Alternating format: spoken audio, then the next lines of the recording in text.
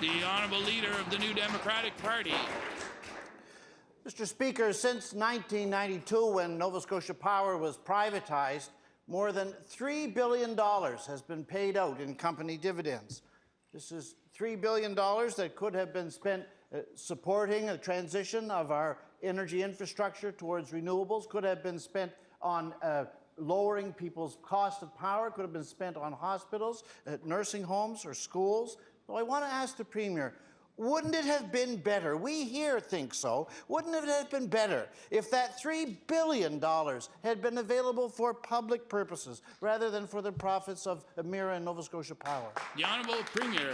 Mr. Speaker, I want to thank the honourable for the question. As he would know, it's opportune when his time in government, Mr. Speaker, again to see an escalation of power rates under their leadership. Very pleased to be able to tell the honourable member we have stable energy rates in this province. We continue to see a path forward to provide those stable energy rates as we continue to green up the grid. Mr. Speaker, I am not against private sector, Mr. Speaker. As a matter of fact, that they will be the people who will drive the economic growth inside of this province. They are the people who are driving the economic growth in this province, and we, the government, will continue to put in place policies that reflect that, Mr. Speaker, that we see them as an asset. It's how we're going to grow good opportunities for our sons and daughters, Mr. Speaker, and we fully expect the independent regulator from government to ensure that our utility lives, Mr. Speaker, within inside the regulated environment that it's been set to live in. The Honourable Leader of the New Democratic Party.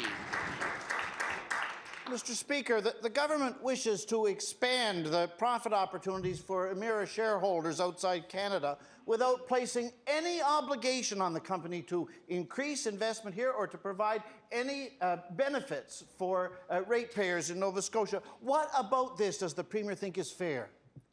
The Honourable Premier. Mr. Speaker, again, Mr. Speaker, the honourable member should read the bill, Mr. Speaker. It locks in Emera, whose headquarters will be locked into this province, Mr. Speaker. The language in and around that clearly dictates, Mr. Speaker, that the headquarters will remain here, Mr. Speaker. It has limited to do, Mr. Speaker, with the bill increasing their profits. What it actually does, Mr. Speaker, it allows them to go to the open market like every other utility and borrow at the appropriate cost of borrowing money, Mr. Speaker.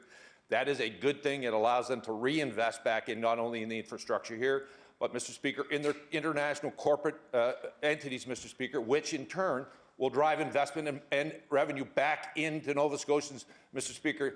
That is an employer, Mr. Speaker, that has been providing opportunities for Nova Scotians, Mr. Speaker. That's what this bill is about, ensuring that they can be viable in the long run right here in Nova Scotia. The Honourable Leader of the New Democratic Party.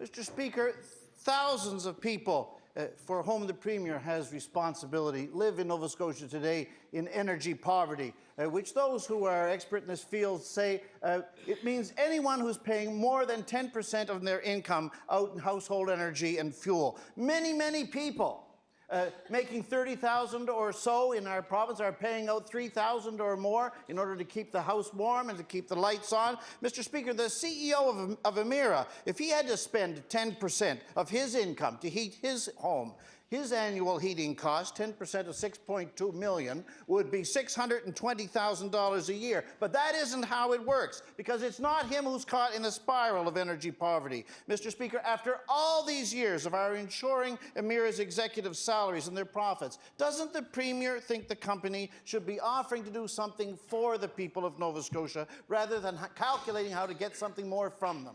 The Honourable Premier. Mr. Speaker, again, Mr. Speaker, this piece of legislation, Mr. Speaker, is about boring, Mr. Speaker, to allow them to invest in their business infrastructure, which allows, Mr. Speaker, to provide opportunity inside of our own province. The honourable member, though, raises an issue around energy poverty, one that his party did not take seriously when they were in government, Mr. Speaker. They continue to allow power rates to escalate, Mr. Speaker. We've provided a stable environment. He would also know, Mr. Speaker, that we continue to make sure that to keep the heat continues to keep pace and allow that we continue to help those low-income Nova Scotians who require support.